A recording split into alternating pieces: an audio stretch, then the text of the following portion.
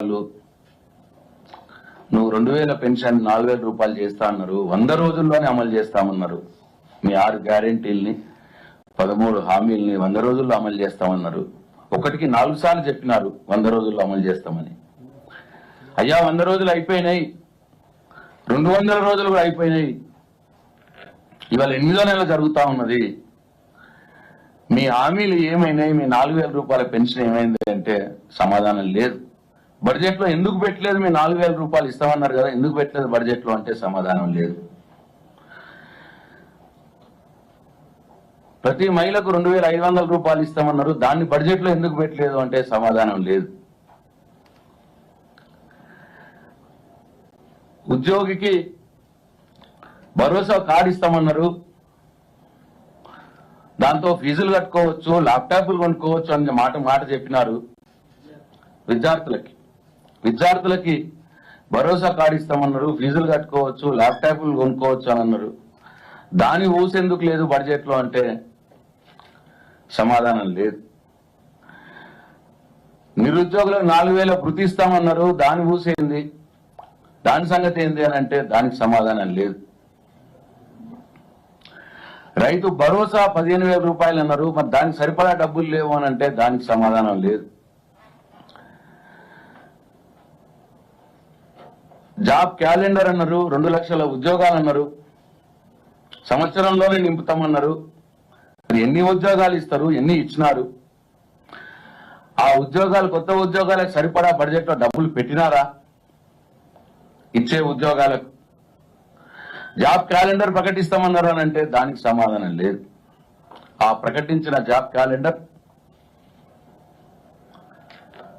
అసలు చట్టబద్ధత చేస్తామన్నారు. జాబ్ క్యాలెండర్ కు మేము అనగా మొన్న చివరి రోజు తెచ్చినారు, దాని సంగతి చెప్తాను.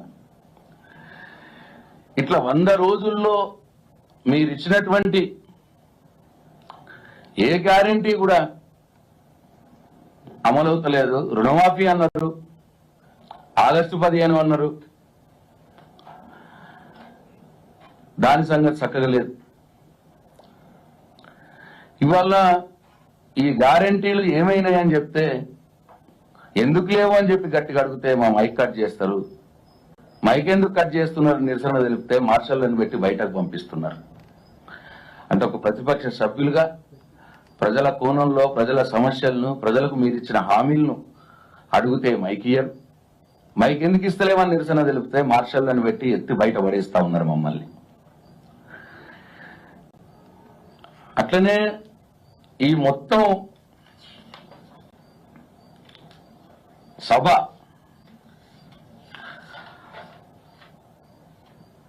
అసెంబ్లీ సాక్షిగా అబద్ధాలు ఆడినారు. అసెంబ్లీ సాక్షిగా చిల్లర వేషాలు వేసినారు. అసెంబ్లీ సాక్షిగా మా మహిళా సభ్యుల్ని, మా సభ్యుల్ని అవమానం చేయటానికి, అసెంబ్లీ సాక్షిగా అబద్ధపు ఆడంబర ప్రచారాలు చేసుకోవటానికి, అసెంబ్లీ సాక్షిగా మమ్మల్ని బెదిరించటానికి వాడుకున్నారు తప్పిస్తే ఈ సమావేశాల ద్వారా ఒరిగింది ఏమీ లేదు ప్రజలకు అని చెప్పి మేము భావిస్తా ఉన్నాం. ఎటువంటి అబద్ధాలు ఆడి అసెంబ్లీ సాక్షిగా అంటే మామూలుగా కాదు. సరే, అందరు మంత్రులు, అందరు సభ్యులు ఇష్టం వచ్చినట్టు మాట్లాడినారు, చాలా అబద్ధాలు. వాళ్ళు సభ్యులే కదా, మంత్రులే కదా అనుకుంటే స్వయాన ముఖ్యమంత్రి గారు, ఉప ముఖ్యమంత్రి గారు కూడా అబద్ధాలు మాట్లాడినారు. ముఖ్యమంత్రి గారు అంటారు నిండు సభలో, సభా సాక్షిగా ఈ కొత్త కాంగ్రెస్ ప్రభుత్వం 30,000 ఉద్యోగాలు ఇచ్చింది అన్న మాట మాట్లాడినాడు. నేను అడుగుతా ఉన్నా, ఈ రాష్ట్రంలో ఉన్నటువంటి మేధావి లోకాన్ని నేను అడుగుతా ఉన్నా,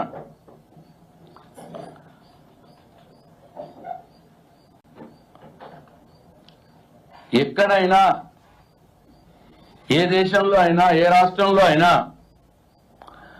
నోటిఫికేషన్ ఇవ్వకుండా ఉద్యోగాలు భర్తీ చేస్తారా? రేవంత్ రెడ్డి గారు 30,000 ఉద్యోగాలు మేము ఇచ్చినాము అన్న మాట మాట్లాడినాడు. ఆ 30,000 ఉద్యోగాలకు సంబంధించి నోటిఫికేషన్ ఇచ్చినవా? నోటిఫికేషన్ ఇవ్వకుండానే నీ ఉద్యోగాలు నువ్వెట్లా భర్తీ చేసినట్టు అవుద్ది? అసలు ఒక్క నోటిఫికేషన్ ఇవ్వకుండానే 30,000 ఉద్యోగాలు మేము భర్తీ చేసినామన్న అబద్ధం.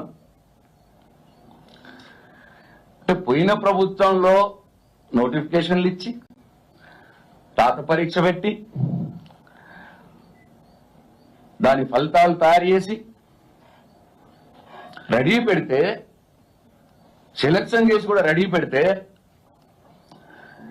అంటే పోయిన ప్రభుత్వంలోనే ఖాళీలు గుర్తించి నోటిఫికేషన్ ఇచ్చి రాత పరీక్ష పెట్టి ఫలితాలు చేసి అభ్యర్థుల్ని మొత్తం ఎన్నిక చేసి రెడీ పెట్టి మేము ఎలక్షన్ కోడ్ కారణంగా ఆ లిస్టు బయటకు వెయ్యకపోతే ఆ లిస్టును మేము రెడీ చేసిన లిస్టును తీసుకొచ్చి బయట ఆ లిస్టు చదివి ఉద్యోగాలు ఇష్టమన్నంత అబద్ధం మాట్లాడుతున్నారు రేవంత్ రెడ్డి. అసెంబ్లీ సాక్షిగా ఒక ముఖ్యమంత్రిగా ఇంతకంటే ఒక అబద్ధం ఇంకా ఎక్కువ ఉంటుందా ఏదన్నా?